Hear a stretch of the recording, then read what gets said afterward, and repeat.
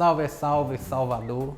É com uma satisfação muito grande que estamos começando esse ano de 2021 e para iniciar o ano com o pé direito, estou recebendo aqui hoje Dom Marcos, que além de um amigo, eu costumo dizer lá em casa com minha família, que é o nosso santinho. Bem-vindo, Dom Marcos. É uma felicidade muito grande estar recebendo você aqui nesse primeiro programa do ano de 2021. Eu que agradeço o convite e aproveito para desejar a todos um santo e feliz ano novo. Que o ano de 2021 nos traga as graças, as alegrias e as esperanças realizadas que tanto desejamos depois de um ano tão sofrido e tão pesado como foi o ano de 2020. Pois é, esse ano que acabou nos proporcionando aí esse vírus, né? E a gente começa esse ano com essa esperança de que esse ano se renove, né? E que essa pandemia, aos poucos, ela possa realmente acabar para que a gente possa voltar à normalidade. Dom Marcos, no nosso bate-papo de hoje, nós vamos falar um pouco sobre o ano litúrgico, né? Muitos nós católicos, a gente vê falar o ano litúrgico A, o ano litúrgico B, o ano litúrgico C, mas então o que é o ano litúrgico e por que ele é dividido em 3 partes? Rapidamente eu queria lembrar o que é a liturgia. É a gente antecipar já para a história aquilo que vai ser a eternidade, isto é, a posse de Deus, o contato com Deus, estar se colocado diretamente diante dele. É isso que a gente faz na liturgia. É importante que a gente lembre que não somos nós que vamos a Deus, é Deus que vem a nós. Portanto, a liturgia não será outra coisa do que a gente celebrar o mistério de Jesus Cristo. E o ano litúrgico não é outra coisa do que a gente separar durante toda a celebração de um ano o mistério de Jesus Cristo. Você falou ali de ano A, B e C. O ano litúrgico é uma única realidade. As leituras que são colocadas no ano litúrgico é que são distribuídas em 3 anos, para que dentro de 3 anos quem frequenta a igreja aos domingos tenha toda a palavra de Deus lida, meditada e acolhida. E aí a gente separa. A cada ano a gente faz um evangelista. São Mateus, São Marcos, São Lucas e São João no tempo forte de Quaresma, Advento e Páscoa e Natal. Então, o ano litúrgico não é outra coisa do que a gente dividir durante todo o ano a celebração do mistério de Jesus Cristo, que aí sim, esta é dividida em 3 grandes momentos. 2 momentos fortes. O tempo pascal com o seu ciclo, isto é, a Quaresma que prepara e o tempo pascal. O tempo do Natal com o seu ciclo, isto é, o Advento que prepara e o tempo do Natal.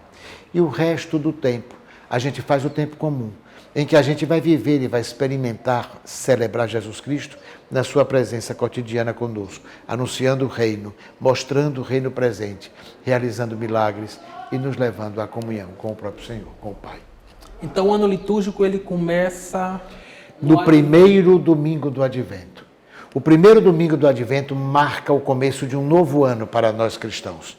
Por isso que agora nós não celebramos o Ano Novo. Esse já foi no começo do Advento e a gente vai viver, que eram as 4 semanas de Advento, a experiência que foi própria dos patriarcas, dos profetas, que esperavam a vinda do Senhor. Só que a gente vai viver esse tempo de Advento não mais só na espera do Senhor que vem, mas na celebração do Senhor que já veio, acolhendo o Senhor que vem a cada um de nós, no mistério dos sacramentos, no mistério de cada irmão, no mistério da vida celebrada. Cada parte do ano litúrgico, o padre ele celebra com uma cor diferente, né? O porquê desse simbolismo e o que significa cada cor. A cor vai identificar exatamente o que estamos celebrando. Então pensemos. Todo o ano litúrgico começou, toda a celebração do Senhor começou apenas com a celebração dominical. Todo domingo, os cristãos se reuniam para celebrar a missa. Depois começaram a viver. E o tempo da Páscoa que os judeus celebram? Nós vamos continuar celebrando aquele mesmo estilo, aquela mesma situação de uma Páscoa que era Antigo Testamento e começaram a atualizar.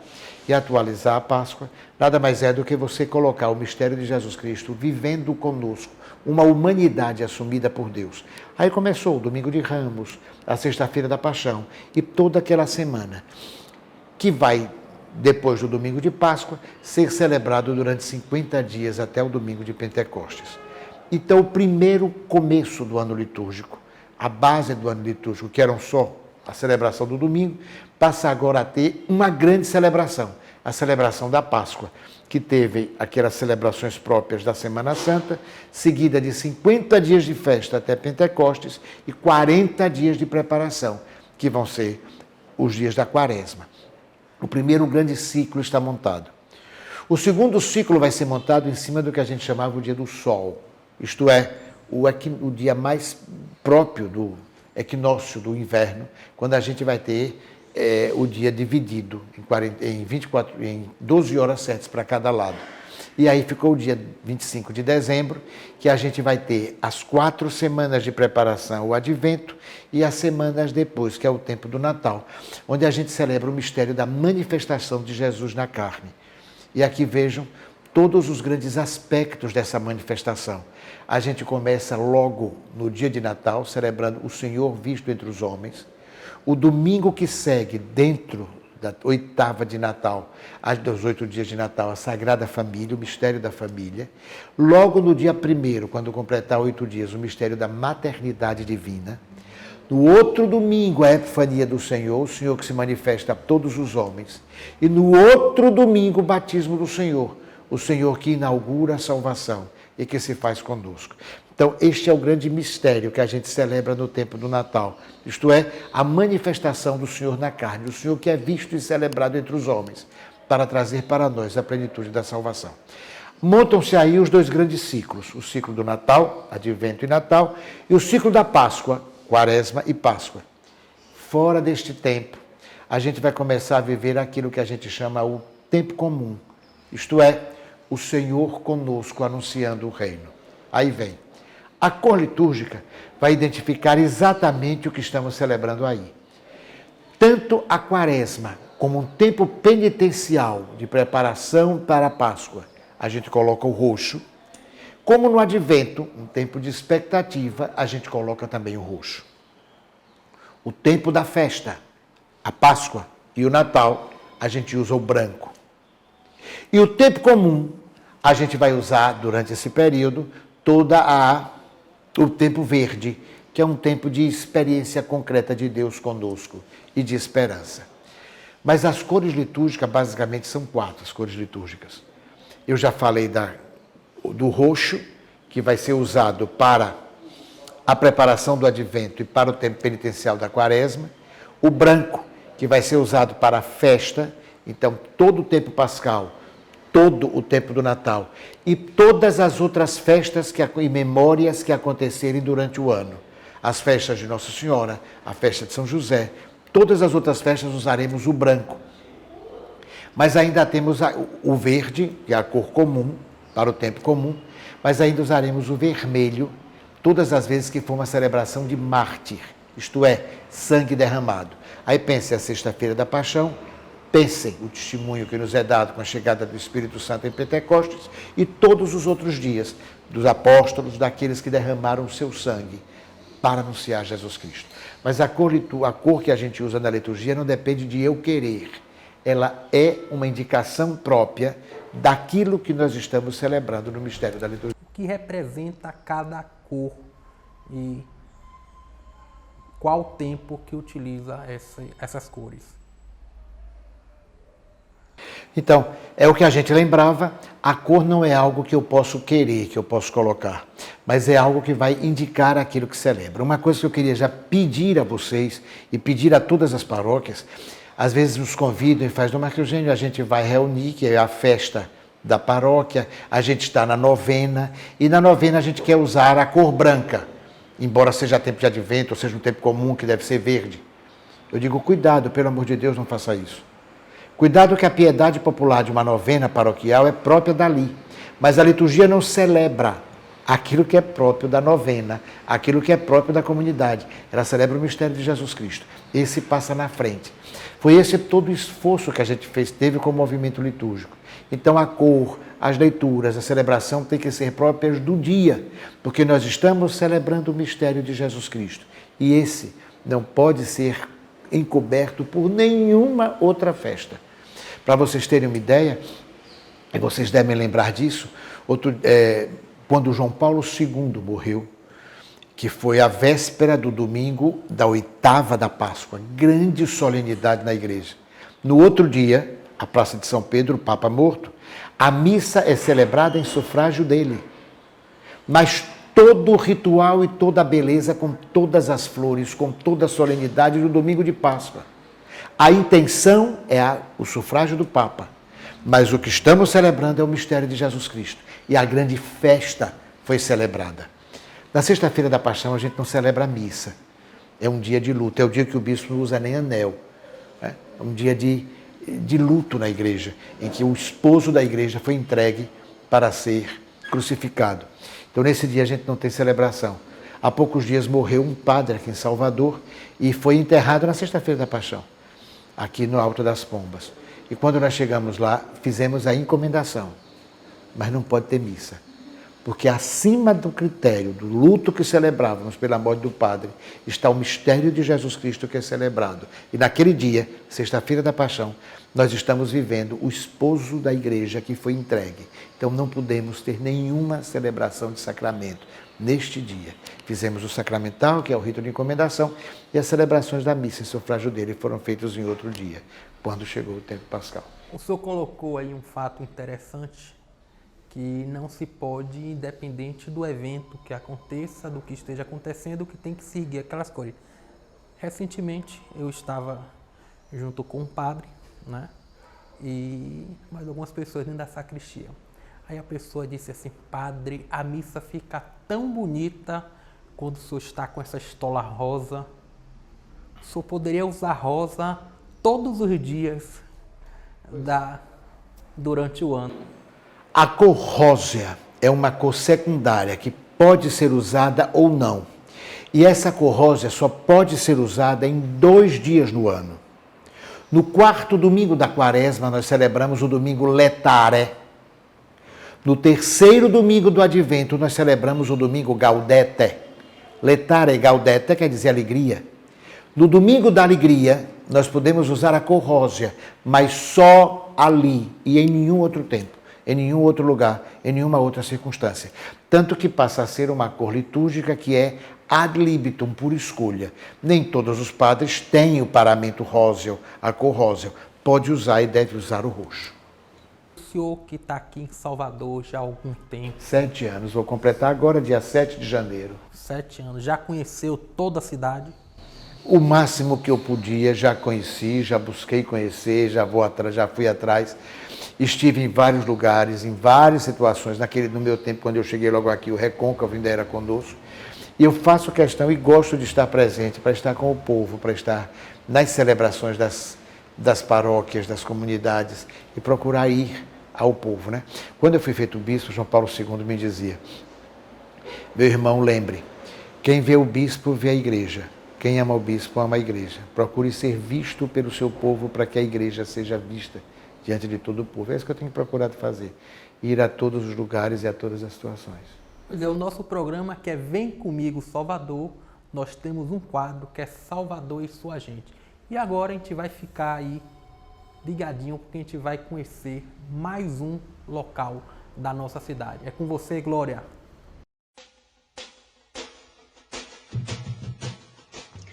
O bairro da Vitória, conhecido como Corredor da Vitória, é formado por moradores da classe alta da capital soteropolitana. Geograficamente está o declive que margeia a linda Baía de Todos os Santos. É o metro quadrado mais valorizado do centro de Salvador. Na década de 40, tornou-se um local de concentração de artistas e intelectuais.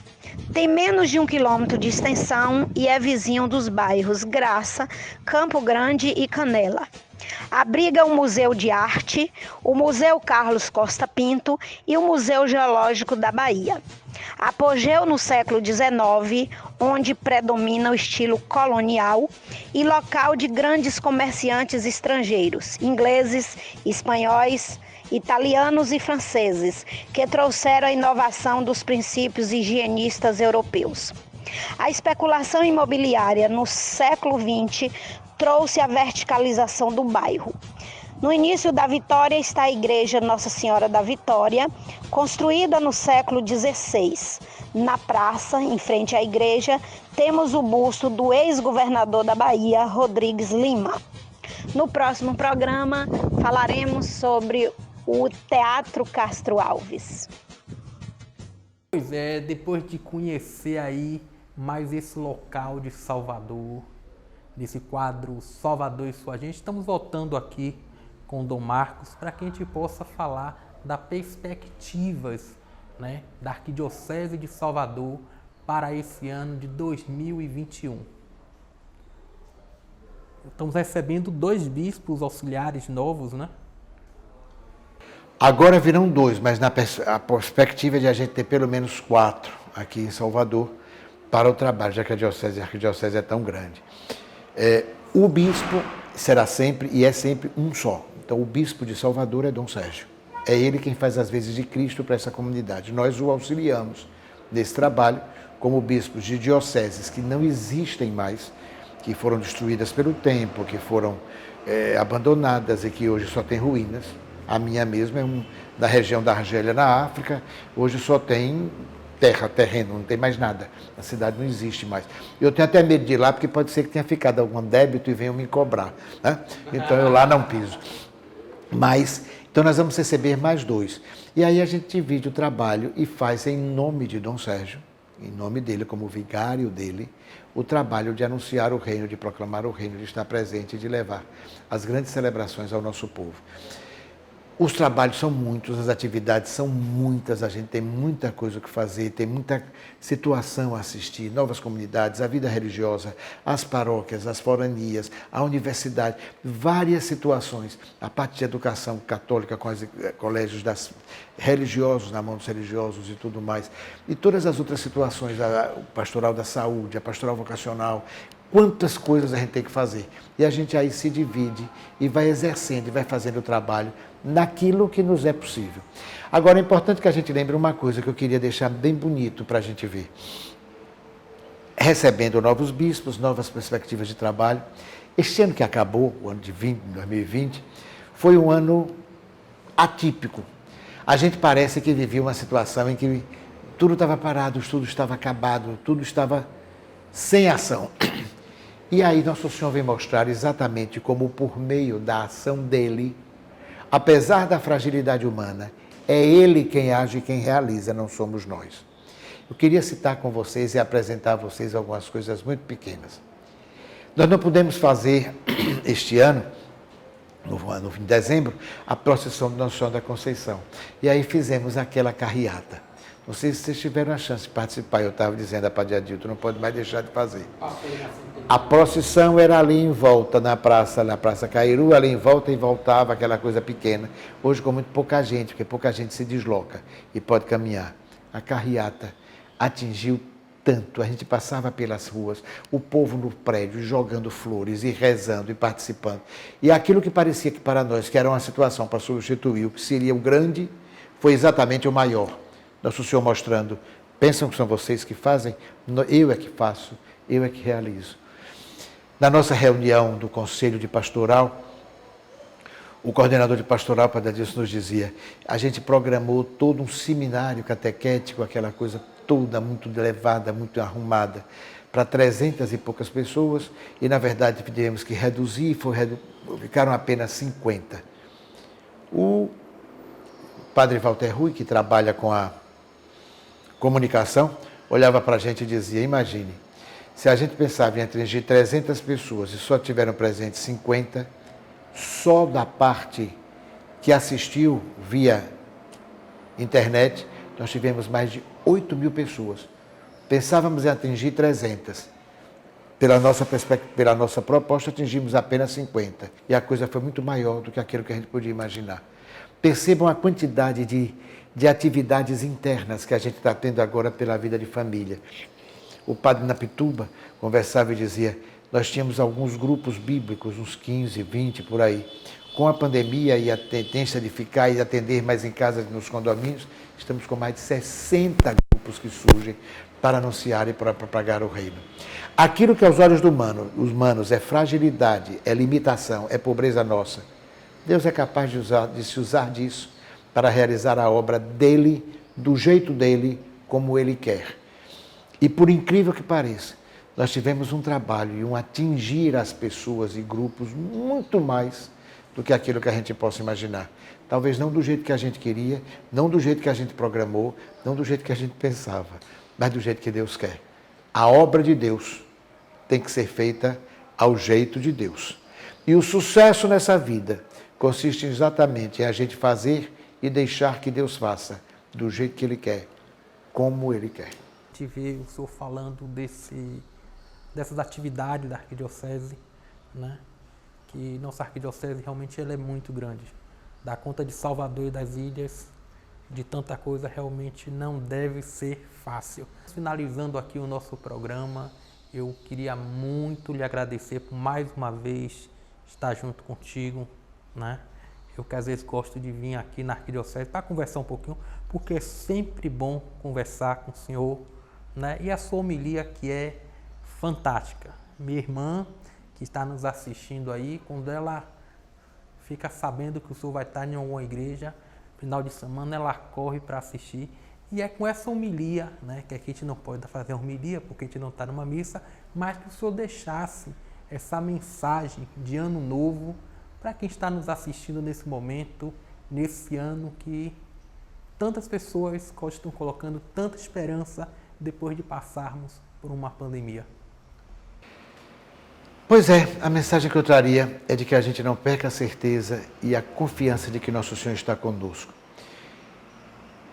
Há algum tempo eu tinha o costume de andar na praia, de correr na praia, que eu sempre gostei muito. E como minha paróquia lá em Aracaju, quando eu era padre, era perto da praia, eu aproveitava de manhã cedo e saía correndo, rezando o rosário.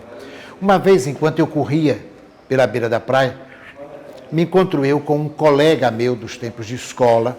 E esse colega meu hoje é um médico em São Paulo, é um médico de grande renome do Instituto do Coração, aquela coisa toda.